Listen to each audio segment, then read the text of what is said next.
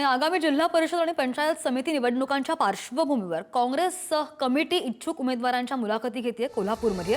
महानगरपालिकेमधील घवघवीत यशानंतर काँग्रेसमध्ये इच्छुकांची संख्या चांगलीच वाढलेली आहे। आमदार सतेज पाटील यांच्या उपस्थितीमध्ये या मुलाखती होत आहेत आणि झडपीच्या निवडणुकांमध्ये आम्हाला घवघवीत यश मिळणार असल्याची प्रतिक्रिया आमदार सतेज पाटील यांनी पुढारी न्यूजशी बोलताना दिली आहे।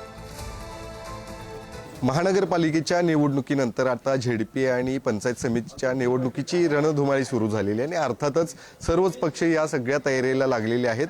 काँग्रेस पक्ष दोन पावलं पुढे आहे म्हणावं लागेल, कारण त्यांनी मुलाखतींची सुरुवात देखील केलेली आपण बघतोय। कोल्हापुरातल्या काँग्रेस कमिटी कार्यालयामध्ये आमदार सतेज पाटील असू देत, आमदार जयंत आसगावकर आणि काँग्रेसचे पदाधिकारी आता मुलाखती जे ते इच्छुक उमेदवारांच्या घेताना पाहायला मिळतात।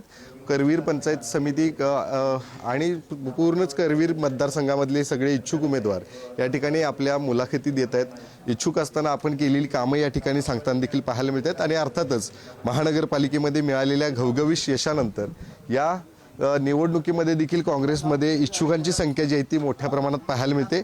उत्साह जो आहे तो मोठ्या प्रमाणात पाहायला मिळतो। या संदर्भात सतेज पाटील यांच्याशी बोलत, साहेब, जो उत्साह पाहायला मिळतोय महानगरपालिकेच्या निवडणुकीचा हा जलवा म्हणायचा का? नाही, 100% कोल्हापूर जिल्ह्यामध्ये काँग्रेस जिवंत आहे हे याचं लक्षण आहे आणि काँग्रेसच्या विचारधारेला कोल्हापूर जिल्हा नेहमी राहिलेला आहे। त्यामुळे आम्हाला जिल्हा परिषदमध्ये सुद्धा प्रचंड प्रतिसाद चांगला आहे। ठीक आहे, आम्ही काही स्ट्रॅटेजिक अलायन्सेस करू आणि या निवडणुकीला सामोरं जाऊ।